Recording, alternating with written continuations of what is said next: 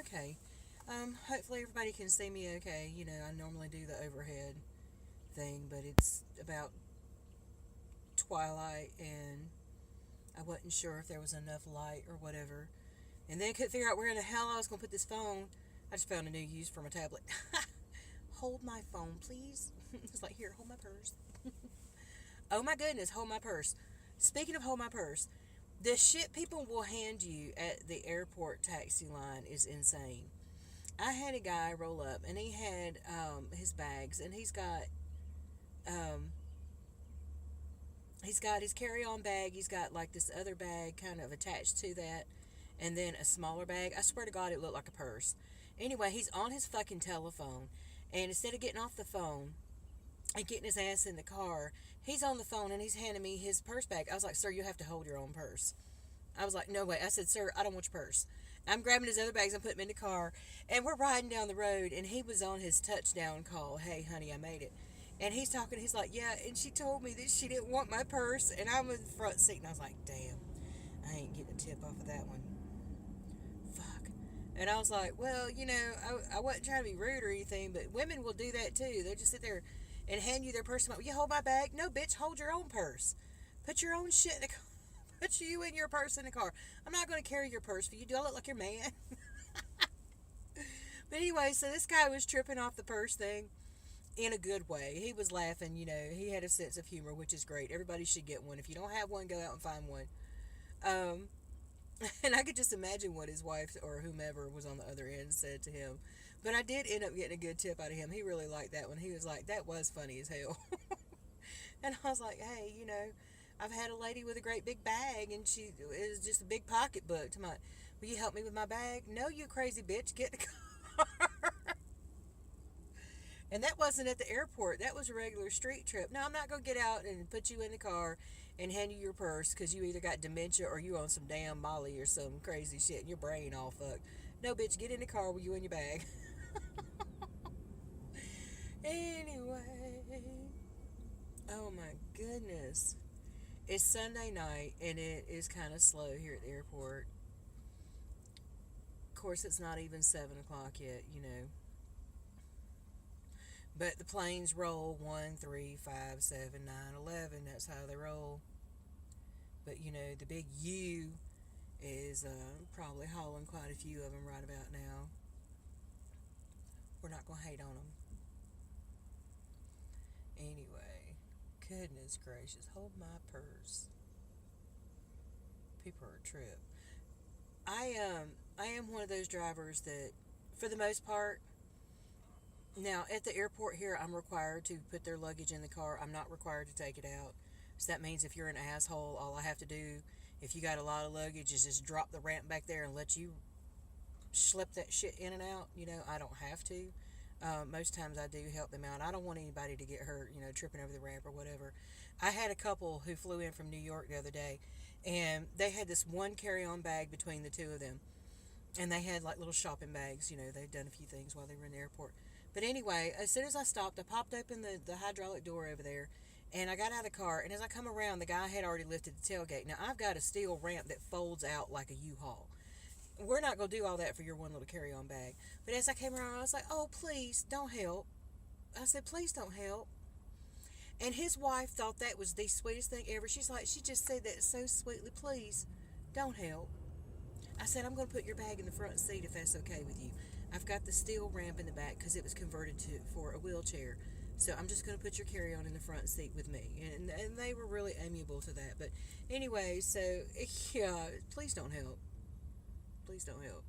Now, when it comes to, like, street calls, and they've got laundry, and they've got groceries, or, like those people I went to IKEA, they were happy to see me roll up with my handy-dandy converted wheelchair van, because they ordered 2 cabs, because they had long boxes, because they got taxes back, so they were buying a whole bunch of shit at IKEA for their apartment, and the kids, and the bunk beds, and all this other junk. Anywho, so they were happy to see me in my little handy van, and I was trying to help take some of the stuff back out, and thank God, the husband was, real gung-ho about that, because those cardboard boxes were slippery, and they're heavy, and they're awkward, and no, I don't want to hurt myself, really don't. I spent the better part of last year dealing with a sciatic nerve pain that I acquired in February working on somebody's hoard. That's another story. That's a personal story. Anyway, but I get little old ladies with groceries and stuff, and I will, yes ma'am, no ma'am them to death, and then when I get them where they're going, I will get out and I will help carry their groceries at least to the front door. If they don't have anybody to help them, I will do that. And if you are um, physically injured in any kind of way, you're limited mobility for any reason whatsoever, I'll help you then. Now, sometimes I do worry about the whole Buffalo Bill help me put my chair into the van thing, but I never ever, I won't take it into your garage. I won't take it into your house. I will not get out and go in anybody's house for shit. I have had some trips where they say go knock on the passenger's door. Hell to the no, no, no! I am not getting out anywhere, any neighborhood, any time of fucking day to go knock on somebody's goddamn door. No, hell no. You don't know what you're rolling up into. Hell no. I mean, I know I'm not 110 pounds, supermodel, super thin, super sexy, but shit, you get a bunch of horny guys over there, shit, we're gonna call us a cab. We're gonna call us a girl cab, because I also advertise online as Charlotte Cab Lady, here in Charlotte. So I get people who call for me personally from online. Some of them are kind of creepy. I've had a guy, he said he needed a ride, and he was telling me where he was going, but his situation was his brother was going to pay on the other end. I was like, so you expect me to pick you up and take you all the way over here, and somebody else is going to pay on the other end? And he was like, yeah. And I was like, no, I'm not going to do that. You can try Yellow Cab. I always recommend everybody to Yellow Cab. If I don't want to carry them, I recommend they call Yellow, because there's like 300 of us in town, so they can get one of them, but it's not going to be me. And I make sure I'm not assigned in the system anywhere near them. But anyway, so the guy started talking about, hey, you sound really cute. Can you send me a picture? I was like, no. I just drive. I'm a professional driver. That's what it says on my Google site with 5-star rating. I'm a professional driver. Sorry, I wasn't even looking in the camera. I'm looking at myself. Narcissistic bitch. Anyway, so you don't get out and go to anybody's house. Don't go in anybody's house. We had this one crazy guy, and maybe I shouldn't say crazy. He was shell shocked for real. He'd been to Vietnam. He was off his flipping rocker. He was, and he would call for the cab, and then you would come, and he would yell out the front door that he needed you to come inside and help him with his luggage. And sometimes he would say he was going to the airport. Sometimes he was going to the hospital. That he was a doctor. It was this. It was that. The guy was out there. He was above and beyond. And that is the one person that I had to go to the company and say, do not ever send me to him again. Ever, ever, ever, ever, ever. Okay, because this guy, he's ranting and raving about all this luggage.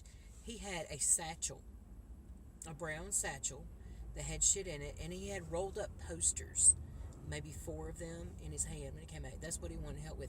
I'm not getting out of my car anywhere ever and going in your house to carry shit to the car. If you are physically not able to carry your shit to the car, you need to make arrangements to have someone who is help you carry your shit to the car. It's not the cab driver's responsibility. Like suitcases. I answered a call one time. I went to this lady's house. She was going to the airport. Now, this is a little petite woman. Her suitcase was just as big as she is. And so the van I had at the time, you had to lift it up over the lip of the van into the back. Okay, so as soon as I pulled up, she's like, oh, I was hoping they would send a man. I said, why? She said, because I got this big suitcase. And I was like, well, can you not lift it? She said, no. I said, well, if you can't lift it, why would you expect anybody else to? It's not the driver's job to put your shit in the car. But I was like, okay, I'll help you. We'll do it together. We'll use teamwork. You grab one side, I'll grab the other. Okay, so she and I have one side and the other side, and we're lifting it up. We're just about to put it over the lip of the van. Her phone rang. She let go. This woman let go of the suitcase, and when she let go of that suitcase went down, and what it did, it dislocated my shoulder because I still had a hold of the handle. It pulled the tendons and the muscles. They stretched out like a rubber band. Sometimes you overstretch a rubber band when it's old, and it'll take it a while to shrink back. Well, your muscles and tendons are the same way. It took 8 months before I could even do this. Yes, I had to look up all my I'm sorry, I'm looking to see if they call my number yet. look up all my physical therapy and everything online because I don't have insurance. I'm an independent contractor, so there's no workman's comp for me, you know, because that's what she was saying on the way to the airport. I'm crying. I can't use this arm, and it hurts so bad. I'm crying. It only takes 15 minutes to get to the airport. I was bawling by the time we got there, and this silly bitch in my back seat started talking to me about workman's comp. I said, I'm an independent contractor. There is no workman's comp, but I can sue you. You could hear crickets. She didn't say another fucking word till we got her to the airport. And then she paid me the usual tip amount and everything else. And I did not help her get her bag out of the airport. I made that little bitch drag that giant fucking suitcase out by herself. I was not touching that motherfucker again. Oh, man. And it had me fucked up forever. And that happened in the summer. And for taxis, that's the slow season. And, oh my God, it was so terrible because I could only work a few hours and then have to come home and put it on ice and lay there for hours and hours and hours. And I am not a pill popper, so there would be no hydros or tramadol or any shit like that. I ate a lot of Tylenol, Aleve, you know, I wrote icy hot on it. You know, I would use heat and cold, whatever could find some relief. I couldn't lay on that side. If I tried to lay on the other side every now and then, it would roll, the socket would roll back into place. The ball would roll back in the socket, but as soon as I moved, it would right back out because everything's so loose, it wouldn't hold it in there. I learned how to be ambidextrous that year because I'm extremely right-handed to the point of being handicapped, but not anymore. Now, I'm more left-handed than I am right-handed. I still write with the right, but I can do everything else with the left. I make my idle hand work. When it comes to like reach around and scratching my back, this shoulder won't go as far as the other one because it's out of practice, and I'll do it till it hurts. Then I'm like, no, I'm not going to do that. You know, I don't really. But the rotator cuff, everything works just fine. I did good, yeah. For looking it up online and doing my physical therapy and everything, yeah, I did really good. You know, fuck a doctor. That's what research is for. Read the same shit they read. But anyway, yeah, I got way the hell off track. I forgot what I was even talking about originally. That happens sometimes, you know. I could blame it on my ADD. I may not even have ADD. I just don't pay attention to shit. I lose track. It's a train of thought thing. I got sidetracked. Sorry, I was looking at another taxi coming in. I have to watch the board to see when they call me. I'm watching these other guys roll in and walk around. I'm the only girl out here, you know, and I watch everything everywhere. Yeah. But on another video, I will come back and I will talk about them dirty damn midnight medication runs and some of them that I have taken and consequences and repercussions of that shit. Anyway, if you can see me, you can hear me, you know that I love you. Y'all be careful on the road. Slow down, increase your following distance.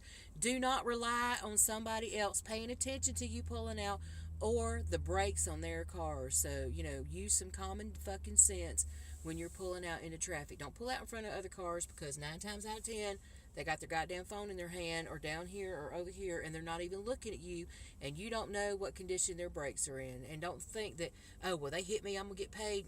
It doesn't always work that way. You know, you got to prove your shit. That's why I say get those cameras on the dashboard, those that will look inside your car and to the sides and everything else, forward, side, and inside the car. So cover your own ass, always. Y'all be careful on the road. Make lots and lots of money. I love you. Bye.